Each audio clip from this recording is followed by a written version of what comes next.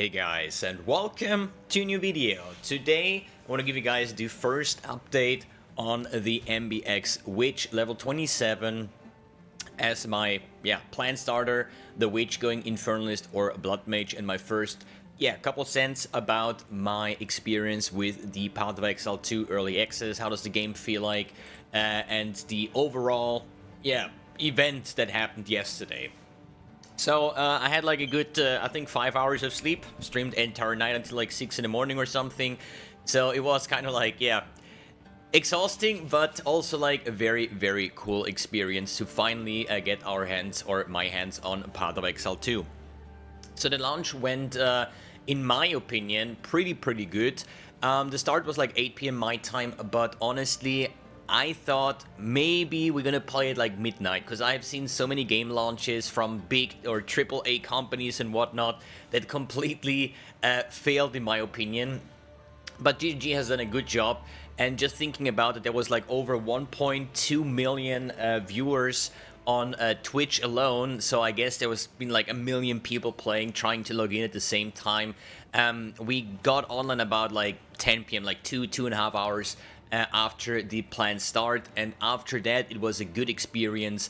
I think I had like two little crashes in the town with some MTX, so I guess somebody had some MTX that my game files were missing or something.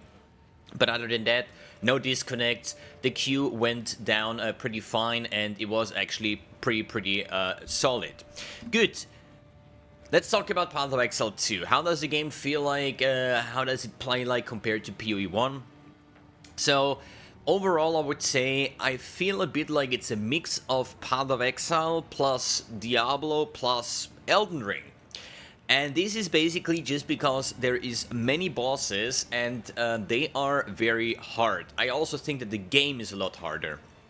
If we take a look at my gear, I'm currently somewhere, I think at the end of Act 2 somewhere, and I'm still wearing a bunch of like blue gear. And this is mainly because obviously I'm doing this as a solo self-found. I have not even an idea if there is a trade website and whatnot, but neither do I care. And when I take a look at my stash, there is not too much currency. These are basically just gems and stuff that I will go over in a second. But overall, I found 1 Chaos Orb, 1 Alchemy, a bunch of like transmutes, augments, 3 Exalted Orbs ready to be crafted. But that's basically it. So I really feel like this is a touch of ruthless, so it's a lot slower, and thinking that I played like 10 hours or so and I'm only level 25 would be something weird in PoE 1, since I would be at mapping already. But it's a new game. I still did the way I said I'm gonna play. This is like the map here in Act 1. You see all these like special occasions here. Here's the King of the Mist, here is Byra, the Rotten Pack. These are like named bosses and events that you can do, and they are usually somewhat in a brighter white, basically, if you haven't done them, but if you have done them, they turn gray. And that's why I said I'm gonna enjoy the game in the fullest. I'm gonna explore every map, and I'm just gonna go ahead and do every boss, every encounter that I can find, and just go with the flow, basically. And honestly, it is very rough. I think the zones are insanely big. For my taste, a little bit too big, but this is maybe because we're kind of slow. But I would say as just one of these like areas, when you waypoint here to Freythorn or whatever, it seems to be like 5, 6, 7 times the size of a PoE 1 area, basically. So especially if you say, hey, there is like a crop circle, or there is like some boss, the Executioner or something, finding that dude takes me like 10-15 minutes just running around, killing monsters and trying to find him. Maybe there is a randomize in the map, or they are generic, so the more often you do it, the easier you're gonna find it. So let's take a look at the skills and stuff that I played. So therefore I'm gonna take these like uncut gems, because this is basically what you find, right? You're gonna find your uncut support gems as well as your uncut skill gems, and there is also an uncut spirit gem, but this one I only found once, and I think it was like from any like a named boss or a quest boss or something. So how does this basically work? So you basically just right click, and then you have like a selection of skills that you can use. You can basically use whatever you want. You can also put in here all gems, but there is obviously not everything available yet. There is things coming soon. Especially if you go like primal, there is like nothing in here because this is meant for the druid specifically and stuff. But it's Path of Exile, you can do whatever you want and skill whatever you want, but you also need to fulfill the requirements to even use that, okay? So I cannot just say, hey, I'm going to use my uncut skill gem and take like Shockwave Totem, because I need like strength, I have the wrong weapon type equipped, I'm too low level and whatnot. But from the skills that you can do, let's say I'm a witch, and the more things that interest me is this one over here and elemental, because as a witch character, I don't really care about bow skills too much because I'm not going to wield a bow, right? So I focused on occult and the elemental, and I started out with just using those uncut skill gems, and you find a lot of those. It's not like insane a lot, but I found like 20 or so. So it's not really a big hassle to just use one of those, because they become useless after a time, and I think you can just go back and just farm them if you want to, right? And here I'm already having prepared number 7 and 8 as well. So once you decided what skill you want to do, and this is basically about the level of the uncut skill gem. This one is level 5, so I can use it for that 1 roster, 3 roster, and 5 roster. So I could use it for a skeletal warrior, I could use it to upgrade skill gems, so they start at level 1, and you can basically just use those uncut skill gems to upgrade your stuff. That's why my Essence Drain is level 5 and my Contagion is level 5, while my other stuff is basically lower. But if you have like a level 3 skill gem, you could get like level 3 skeletal warrior. If you then find a level 4, you can upgrade this level 3 to level 4 basically, right? And since this is level 5 skill gem, all of these skills would be level 5 as soon as I pick them. Doesn't matter if I pick it from the first roster or later on. So problem here is that sometimes when you find in the next category, so in order to get conductivity, I need an uncut skill gem that is at least level 7, right? So with the level 8 here, I could actually use like Detonate That, Profane Ritual, Vulnerability, or anything else where I'm currently missing the intelligence. And it basically, yeah, you just, once you have that gem, and as you see on my stash, I already bought or purchased a bunch of those just to test them, right? And these are like the support gems, which you need the uncut support gem.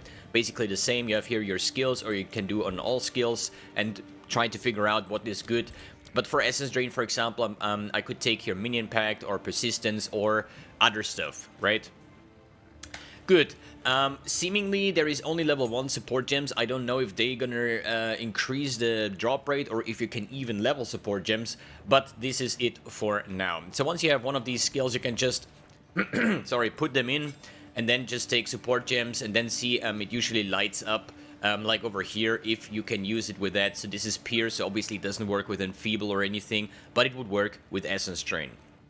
Ignition, just plug and play, get this one out, and that's about it. Be aware that you can only use one support gem once, so that means if I have Chain on my Essence Drain, I cannot use Chain anywhere else, but I could always just take it out and put it somewhere else, right? So enough about the skills, let's take a look at the gameplay and what did I try out. So basically, if I open my skill panel again, or at least my, let's take one of these, so just make it easier. I started out with Flame Wall and then using Spark. So basically just put a Flame Wall down and shoot your Sparks, and I thought this was like a lot more damage than the other stuff that I have done before, talking about minions, talking about the Unearth, the skills that you get from your weapons. So this one grants like mana drain, so I used Fireball, Lightning Bolt, like all kinds of variations of skills. But honestly, with Flame Wall, Spark combination, I had the most success, and I think it was like Spark through the Flame Walls was dealing so much more damage than actual Firebolt or something, so I just sticked with it while trying it out though. At some point I decided, you know what, clearing is okay, even with Spark. But I want to try out Essence Drain Contagion, the classic Essence Drain Contagion with your chaos damage over time skill, or both of them. So the way it works basically is you get your contagion on a target, and if it dies, it spreads the contagion plus all the chaos damage over time modifiers or effects that you have on the target. Means I get contagion on target, and I shoot it with Essence Drain. Both of these dealing chaos damage over time, while Essence Drain is doing my most damage, right? But as soon as the target dies, it starts proliferating to other enemies. And once I started to try this out, it was actually just like, yeah, I mean, Essence Drain was never really good in PoE 1, or at least like for the longest time, but maybe in PoE 2 it's better, and I'm having a blast with Essence Drain Contagion, and that's why I even went ahead in my skill tree and go over to Chaos Cluster. So I picked up here the Spiral into Insanity with increased Chaos damage. Here we have Chaos damage. Then I went over here with Chaos damage as well as like some spell damage. This is basically what my tree looks like. I cannot give you a path of building or anything like that because this doesn't, as far as I know, not exist yet. But if you just want to pause the video, if you want to follow my Chaos damage, spell damage route. So let's take a look at how does this play like. Let's go somewhere here, the Halani Gates. And you can... wait. Coffee. Important. So as I said, the other stuff that I'm using here is basically Withering Presence, which is just like an AoE aura that, applies Wither to enemies so they take increased chaos damage. Profane Ritual is just like some AoE ground that I can spawn from corpses, dealing chaos dot damage, but I'm not really using that all that often. Flame Wall was just basically for testing over here, right? But I gotta say, just visually and the effects are actually pretty much insane. But as I said, only using Contagion, Essence Drain, and sometimes the Profane Ritual. Then Mana Drain is something I never use, but I have it on my weapon, because with Essence Drain Contagion I don't really need a lot of mana. Even though curses like Enfeeble, they cost a lot of mana. So that's why I only use Enfeeble for bosses, maybe if they stand still, because it takes like a second or so that it actually applies the curse. Good, let's move on and kill our first monsters. And honestly, I think the way Essence Drain Contagion works in PoE 2 is like a lot better than it is in PoE 1, just because of the fact the Contagion says chaos damage over time, debuffs spread to nearby enemies and refresh their duration. So sometimes I can kill or affect monsters with Contagion Essence Drain over here and I just run.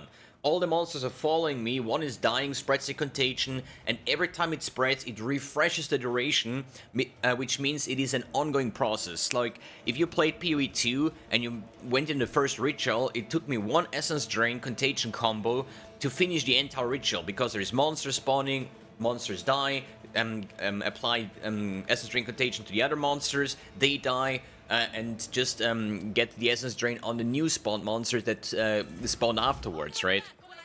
So it really feels good to play Essence Drain Contagion, but in the next hand I don't really have any, comparison. So like here, these guys die, affect these with Contagion, and then these are affected with Contagion, and I still have used a single other skill, and all of these are dead, which I think is like pretty good.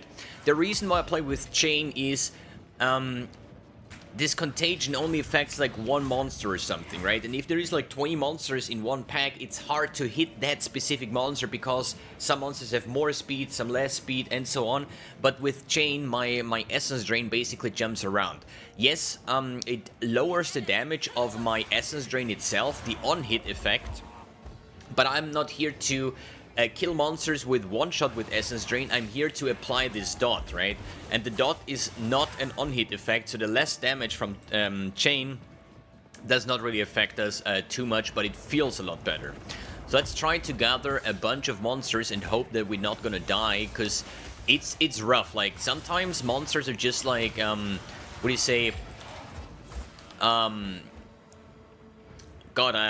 come on, do your job, man, brain.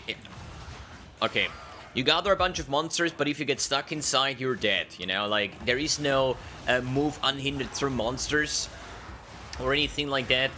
So if you get stuck in a horde of monsters, you're most likely to die if you don't, start killing something, right? But this is also like the good thing about Essence Drain Contagion.